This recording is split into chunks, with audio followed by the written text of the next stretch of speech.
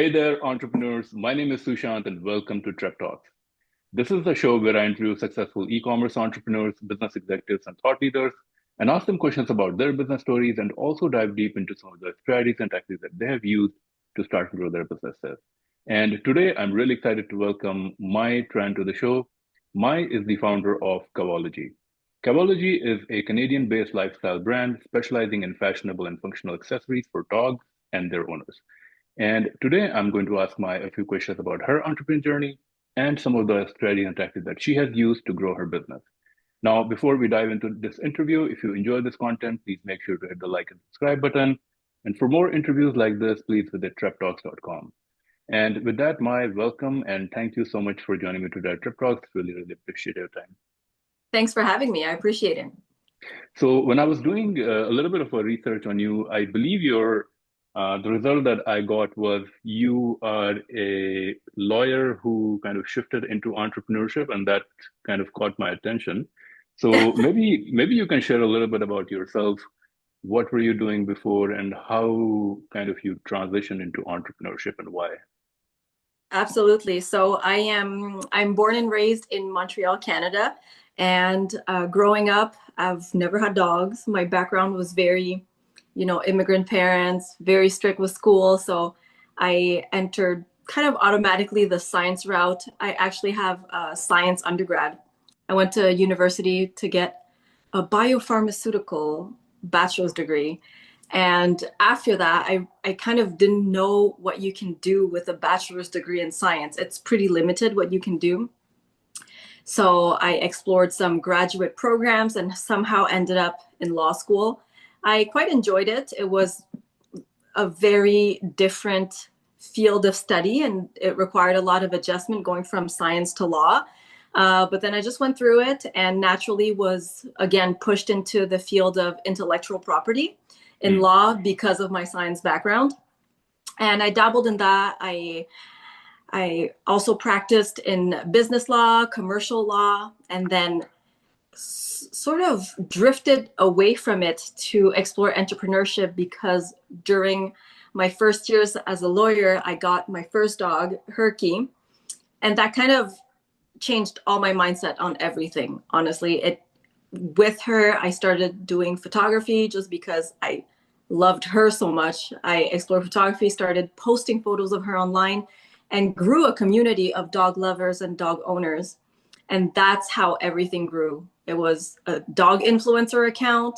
Then I started making products, and that shifted into its own business. That is so interesting. So, did you kind of completely let go of law, or do you still practice law? Or that's kind of I your don't path I now? don't practice at all. I actually stopped paying my I don't know how you my kind of membership to the bar of Okay. Quebec. Wow. So I'm not a member of the bar anymore. I do some not advising, but some counseling for friends and family. But officially, I'm not practicing anymore. Yeah, law it can be. I mean, I work in a corporate environment, and sometimes it can be very, very detail-oriented work. And now I think that law and medicine is not for everybody. It's for uh, special people. Exactly.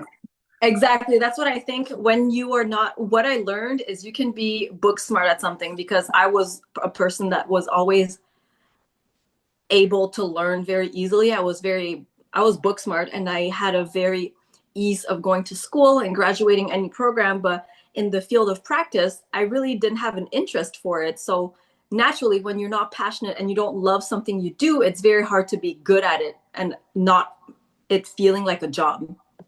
Correct.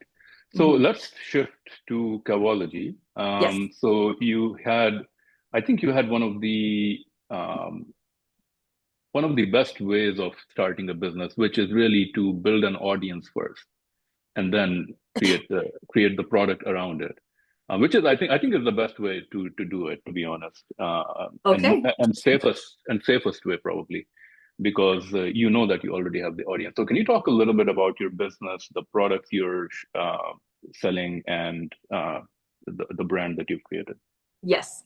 So it's interesting that you say that is the safest way to start a business because I always re-question my business and whether it was the right way of starting it or not. But in the end, there's no right or wrong way to start a business. To me, I always say, just do it, and then you see what sticks and what works. But to me, I really didn't even plan to launch a business. It's just I had an audience with my dogs. It's what you would call an influencer brand. It's exactly what my brand is, because my dogs, they have a platform on Instagram, YouTube, TikTok. And so through that audience, I started creating products. And my very first product, I think, were bandanas and then rope leashes. That was our official first product, were rope leashes. And I was hand making them in my kitchen, in my condo, while working as a lawyer. It was very, it was really not meant to be scaled or anything. It was really started as a hobby, just pushed through my audience. And from that, it grew. And I eventually separated the influencer to the brand. And what products? I see you do have a good collection of products on your website. Can you talk a little bit about your products? Yeah, so when we first started, as I mentioned, we only had bandanas and rope leashes. And if you look on our website, we still have the cotton rope leashes. Those are our vintage star product, our ever first product. And we still come out with some new colors here and there. But we do import products now. We design everything in Canada. But I do import products because I just needed to diversify the type of product that I sell, and I can't just sell one product. So in 2021, I think we started importing harness sets, and we have quite a different styles of harnesses, but we really try to focus on smaller dogs and on Cavaliers, just because I have a Cavalier and I know Cavaliers and small dogs, and the type of harnesses that certain brand offer doesn't cater to all types of dogs. So I try to focus on what I know and what fits that type of dog the best. Now, if somebody is starting in a category like this, pets category, which would be considered more of a mature category where there's so many competitors, so many players, and all kinds of products out there. Like if you go on Amazon, I'm sure you can find all kinds of harnesses and so forth. Yes. I guess my question would be, do you think it has been successful for you or easier for you because you were able to build the audience for it first? Like how would a product like this set itself apart in all the noise and the competition that's out there? That's a really good question. And like I question myself on that all the time because I don't know what's the right answer to that. And to me, I think my edge is that I was an Instagram brand or an influencer brand that started years ago. I started officially maybe 2017, 2018. And back then, there was not that many Instagram or social media dog brands. And with time, they grew so much, especially around the pandemic, 2021 to 2022, 2023, that there's brands that start all over the place and everyone is better than the other. Everybody's so creative and everybody's doing such a great job and the competition is very fierce. So I think my edge was that I was able to start before and build and I already had an audience. So that was already easier to launch and have a brand now. But I think starting a brand now is very difficult because social media is very saturated, but not to say it's impossible because there are still new brands that see the light of day in 2024, 2025, and they still do very well. So I don't think it's impossible. I just think it might be a bit more difficult because there are so many amazing brands out there. Correct. Yeah. And now I think you have to not only break through the noise, like you have to do something very, very different, but at the same time, your product still has to perform. Like your product still has to be good. Otherwise, people are not going to come and buy it Exactly. again. Exactly. When you started out, I mean, it seems like a simple product, and I think you started with one or two products. Did you invest a lot of money into it? Was it your own personal kind of a bootstrapped thing? Everything was bootstrapped from me, from myself. And again, I started it was super ghetto. Honestly, I would go to the hardware store. I would literally buy things at Michael's, Joann's, hardware stores and find my material there. So it was really crafty before. The first real investments, I would say, was when we started importing harnesses. Because again, when we import from India, China, Vietnam, whatever it might be, the minimum order quantity is is really big. And for a small business, that's the most considerable expense that you're going to get because you have to meet those minimum order quantities. And that comes up to a big amount. But when I first started, those were very small investment. And we kind of, one step at a time, I started having employees here and there that started as consultants before. So it was very gradual at first, but I would say around 2021 when you get a warehouse, you move out of the home business, you get employees, you start importing, those are big expenses. Yeah, I mean, it seems like your business scaled, and uh, are you now getting all your products like from overseas, and are there any impacts from like these tariffs and things like this? Yes, we are still mostly importing just because there's no manufacturing happening much in Canada and the US, unfortunately. These types of products need to be manufactured overseas. We don't have the capacity yet. I would love to see that one day, perhaps, but they are so equipped to manufacture these types of products, and we would not be able to get them at that price if they were manufactured here. I still make some of the rope leashes at our warehouse. So our rope leashes now are a mix of imported and made in-house. So some are Canadian made, some are imported. But so far, I personally haven't been affected with the whole tariff talk. In terms of your audience, I know that Mhm. you've kind of built this audience on social media. Mhm. Um, is that kind of your primary way to acquire customers, or now your brand is kind of well known in the small dog market that people can recognize it and come to your store directly? So we're always trying to acquire new clients of like I'm sure a lot of entrepreneurs and business owners that you talk to, we're always trying to get new Yeah. clients because there's always a life cycle and a lifespan with a customer at a brand. So we obviously have these amazing clients that have been with us from the start for almost 8 years now, which is amazing.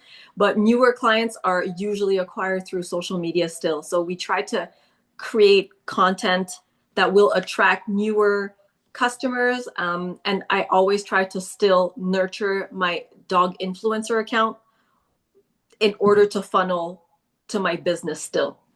So it's not only social media for my brand page, but it's also social media for my influencer page that has to keep going. It seems like now you have created processes in your business. Now you have employees. How Mm-hmm. much time do you spend now in working in the business, or you are now more of the working on the business, like you're looking at the strategy, you're looking at like the big picture? Honestly, I am working a lot less than I used to work because I have amazing people taking care of everything at our warehouse. As I mentioned, I am currently working remotely in Florida, and we have staff at our warehouse taking care of admin, receiving, and shipping. I also have an amazing social media manager. She works remotely. I have an email marketer, and he works remotely. So I'm able to scale back and do a lot less. And I do a lot of overseeing. Um, I work with our external consultants, I would say, our Hmm. accountants, lawyers. I work on business development. So I don't know how many hours in terms of hours I'm working, but I would say a lot less than before, definitely. Okay. I mean, because that's kind of the dream of every entrepreneur, right? Like people start business so that they can reclaim their time. Like a lot of Yes. entrepreneurs want freedom. And so it seems like, I mean, you've been able to achieve your goal, like if that was one of your goals Yeah. of Because a building. lot of a lot of content before, like before when we first started, and I loved working. It was never like a chore. When you work on your own business and on your own craft, it's such a joy. I remember working 12 hours a day, and it felt like so fulfilling, and enriching to work on your own craft. But now that my life is different, I'm in another stage of life. As I mentioned, I have a young child. I have my dogs. Like we have a family life now, so I'm not even able to do 12-hour days anymore. So I'm very glad that my business is at a place right now where I can scale, like take a step back, do more overseeing, not doing the nitty-gritty because I even don't have that many hours available. For sure, for sure. Mm-hmm. Um, in terms of your sales channels, is your website the primary sales channel? Are you selling on marketplaces? Are you selling wholesale?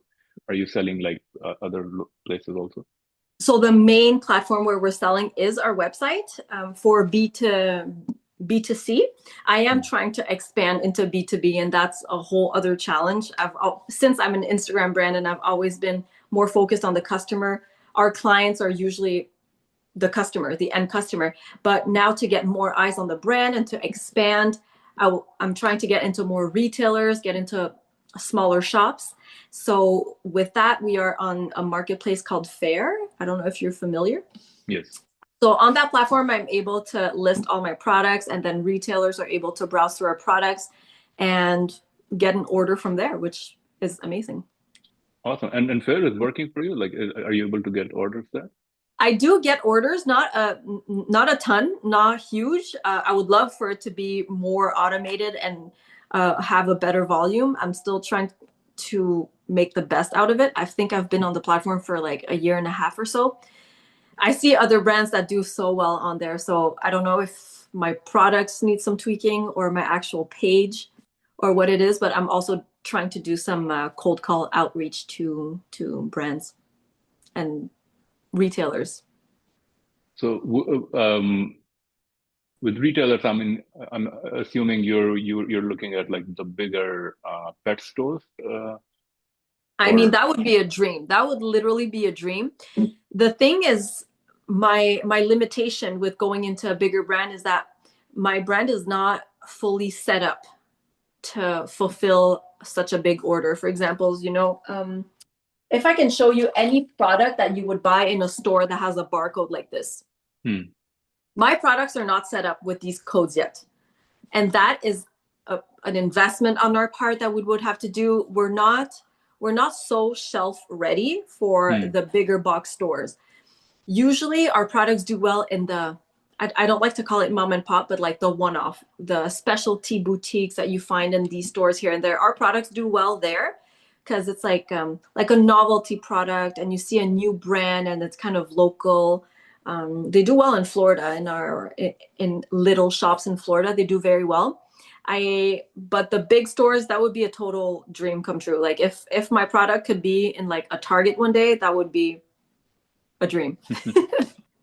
But a lot of the times, like retail has its own headaches because I think the margins are slimmer and yeah, the margins are slimmer, and you have to. Everybody that I talk to in the pet industry, and I tell them I would like to expand in B2B, they tell me they want to expand in B2C because the margins are bigger. And so, we always have our own challenges, but I'm trying to grow on the other side. But they say that a big challenge on the B2B side on retail is that you really have to fight to keep your space on the shelf too, because there's so much competition. The margins are smaller, and also the retailers, they have limited time and space and on their shelves as well. They want to go through the inventory pretty quickly, and when the same item sits on the shelf, it doesn't look so good for their brand either. So it has its own set of challenges, of course. But what I've noticed also is that those big retailers have started to do their own brands. It's like they have their own brands. Let's say at PetSmart, it's almost like their home brand, and they import their own products now because they can make way bigger margins if they manufacture their own products than if they buy from another brand, Correct. Yeah, I think every business has now figured out that it's much easier to make our own products. Correct. I think that's why it's so important to have some sort of a differentiation that other businesses or products not have, or like just create that strong brand. Absolutely. In terms of markets, I know you said that your HQ is in Canada and you are in the US, you're selling in the US. Are these is North America your biggest market? Are you also selling like Europe, Australia, other places? I used to a lot more before. I'll go into that in a moment, but I would say 80% of my volume right now is US customers. And I've always had a bigger customer base in the US.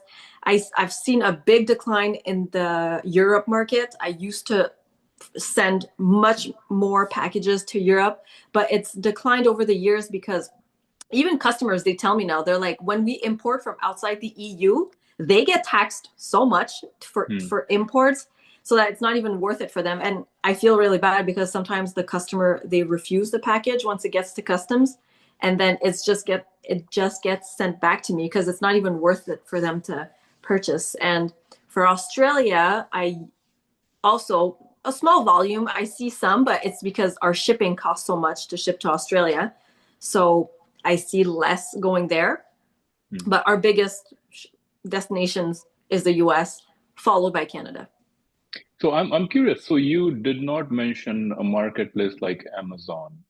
Was Yes. there a reason for it? Because your product is more, do you consider it more of a premium item or?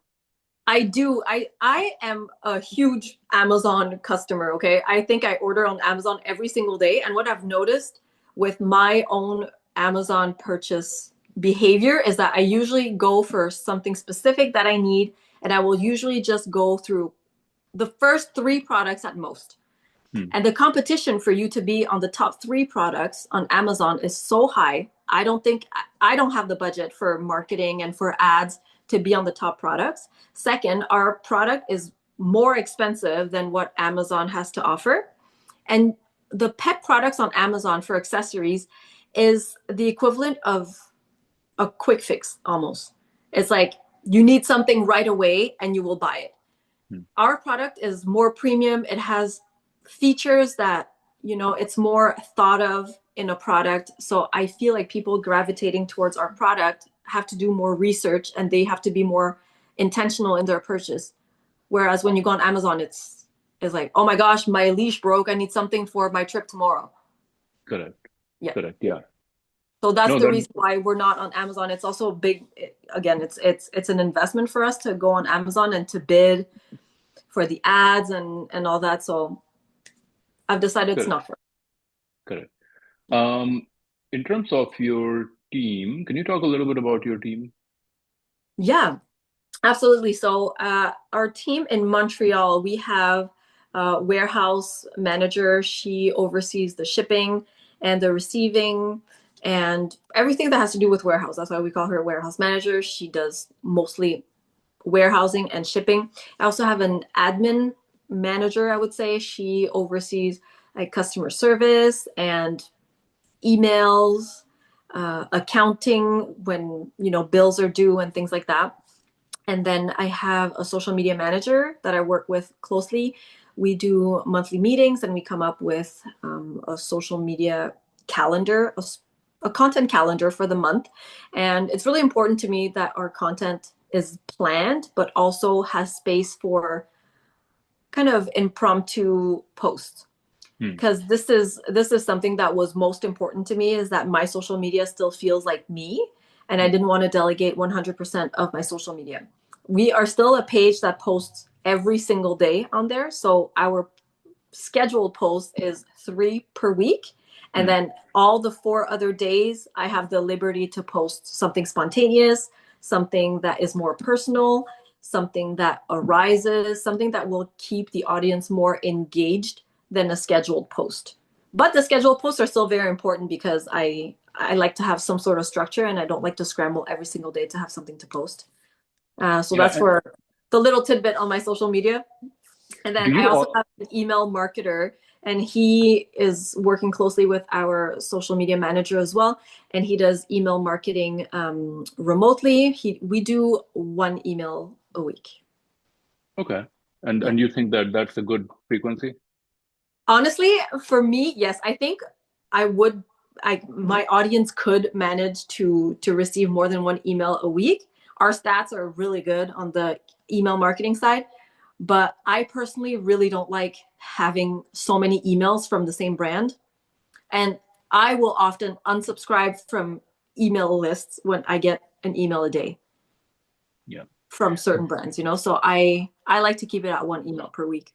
I don't know if that's like good or if it's bad. It's just a personal thing. Yeah. I think I think as long as somebody feels that they're getting value, some sort of a value, like whether it's entertainment value or like a deal, or I think as long as somebody feels that they get some sort of a benefit, Mhm. I don't think there's a limit.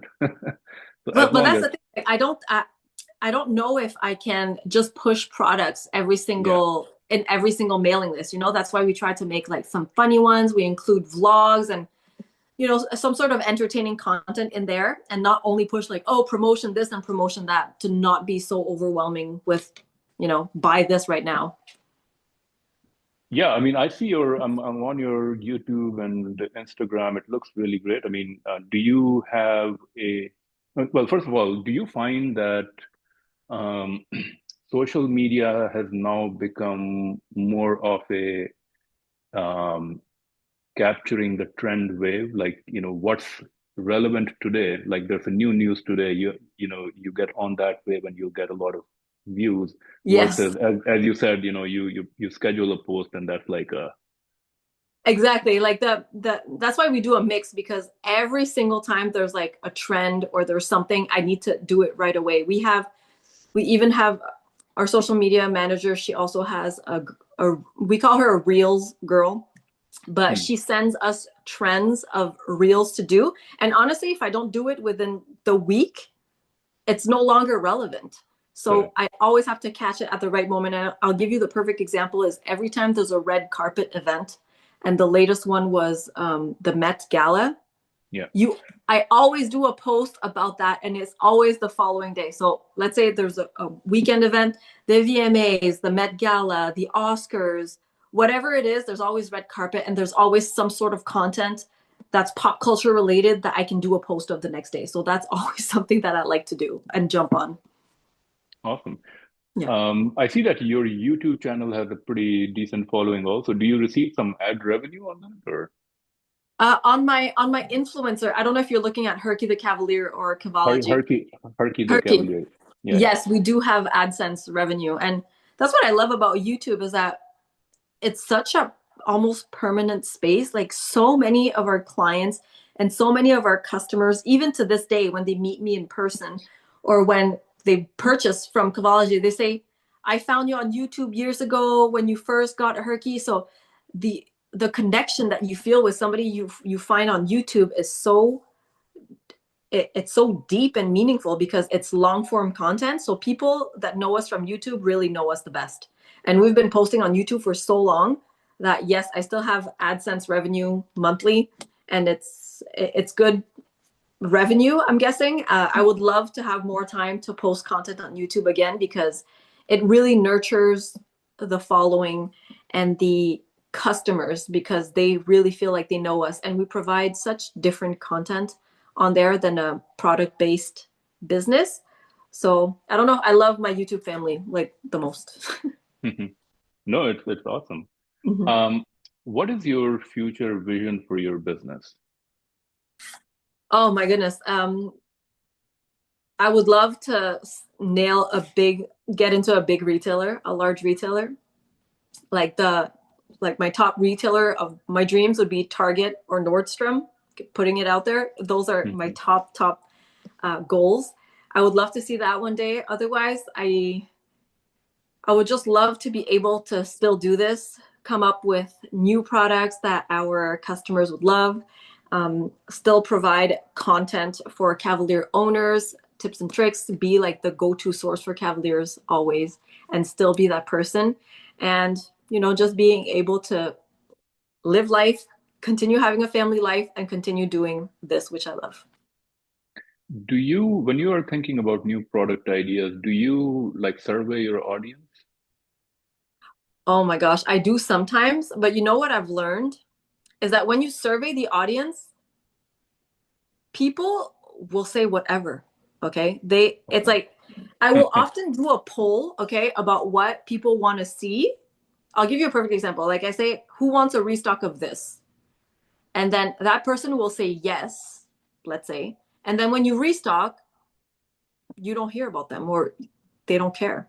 Yeah. So it's really hard to survey your audience, because yes, it can be very valuable sometimes, but you really have to trust your own stats and your own gut, because your Shopify analytics and your Instagram analytics are your best friend. And you really have to trust your own judgment, because when you do surveys, sometimes it's people that don't even know your product will say something. Hmm. So that's my 2 cents. Yeah, I think you have to get them to prepay, and that's probably the best. You know what? I Definitely. actually did a pre-order once and it worked Yeah. really well. We had one collection that did so well. It's our Cavaliers of the World harness because our audience is so heavily Cavalier King Charles. So it sold out. And then when I place an order with my manufacturer, it takes months before you get it because manufacturing just takes a very long time. So in the meantime, I asked people to pre-order if they wanted it to make sure that they have it. And that actually worked really well. Yeah. Yeah. In every entrepreneur journey, there's always mistakes, lessons learned, failures. What has been like a big mistake or failure in your journey? What did you learn from it, and what can other entrepreneurs learn from your mistakes? I feel like this could be its own episode because every single day there is something. I swear, entrepreneurship is not for the faint of heart. It's about learning every single day, and you're served a big plate of WTF every day. There's something new. My latest thing is that communication, okay, is my number one. Communication is my number one in every sphere of your life, with your spouse, with your parents, with your friends, but also with your manufacturer and every person in business. I can't stress this enough. I have been with the same manufacturer for years, and still to this day, there's still mistakes in the products that I receive. And I don't know if I don't communicate well enough, but I would say communicate every single thing. Even if you've been working with the person for years, don't assume that they still know something from the previous batch. I'll give you a perfect example. We have one harness that I reordered in another color. You would think if I ask for another color, you do exactly this harness in another color, period. And there's still some differences in the harness. And I'm like, why didn't you do? Anyway, so that I would say you can't repeat things enough in business and in life. And that would Yeah, be my biggest recommendation. that is true, especially working with the contractors or I think, yeah, Yeah. it, And I think it's really hard also when you deal with manufacturers from overseas because there's not only the time zone difference, but there's a language barrier as well. correct. And dealing with manufacturers in China or India, they live 12 hours ahead of you. We don't speak the same language, and there's always errors of communication because it's, first of all, it's not even the same culture. So Yeah. it's very different how they approach things and how we approach things. And for me, the language barrier is a huge thing. And sometimes I have to ask my sister-in-law, she speaks Mandarin, and I'm like, you really have to tell her exactly what she needs to hear. And, we do our best. They do their best also, but communication is your best tool. Awesome. Now I'm going to move on to our rapid fire segment. In this segment, I'm going to ask you a few quick questions and you have to answer Yes. them maybe in a word or a sentence or so. The Yes. first one is one book recommendation for entrepreneurs and why? I'm reading this one. I really like. It's Stop Overthinking. Okay. Yeah. And why? I am a person that will ruminate very easily and go over mistakes and re-question a lot of things. And this really gives you some tools in order to, stop overthinking things. Okay. An innovative product or idea in the current e-commerce, retail, or tech landscape that you feel excited about? In any, Yeah, any idea or product that you feel excited about? I'm really In excited about the Ray-Ban Meta glasses. Are you using it? No, I would love to. Have you used them? No, but I want to. I'm thinking like that in my shopping list. Yeah, like this is something new that just, I don't even know if it's really new. It's new to me. I would love to try them out because every time we do dog content behind Yeah, the scenes and photo shoots, that would be so cool because we're always with multiple phones looking at everything. So those glasses would be really fun to capture some behind the scenes content. yeah. For people who do social media or content, I think that's. Yeah. I mean, from what I see, some of the footage, it looks great. So Yeah, it's I not. would love to Yeah, try it's those. not. Yeah. A business or productivity tool or software that you would recommend, or a productivity tip? productivity tool.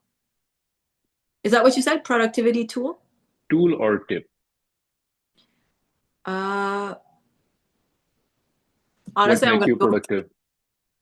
I'm gonna be very, very boring about this, but your Google Calendar with notifications is gonna be your best friend. Every time you have an idea or something, just put in your calendar because your brain will play tricks on you. You won't even remember things that you think you're gonna remember. So put everything in your calendar.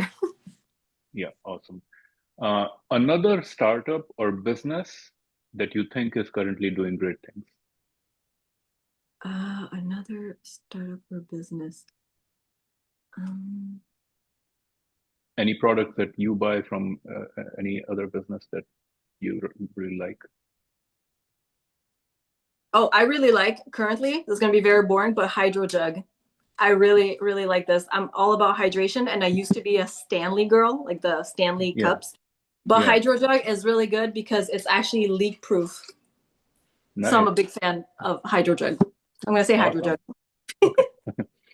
A peer entrepreneur or business person whom you look up to, or someone who inspires you? I'm gonna say Christine Chang. She is the CEO of the brand Sassy Wolf. She started her brand about the same time as me, and she is doing so amazing. And so kudos to her. Awesome. Final question.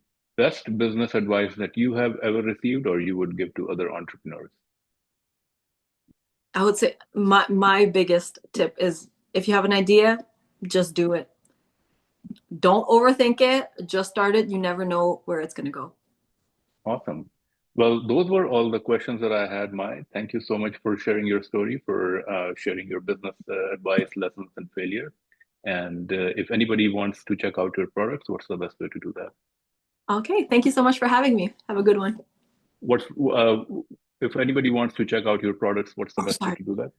Oh, sorry. So if anybody wants to check out our product, our website is cavology.com and our Instagram is at Cavology brand. Awesome. Well, Mai, thank you so much again for your time and wish you all the very best. Thank you so much for having me. Have a good one. You too.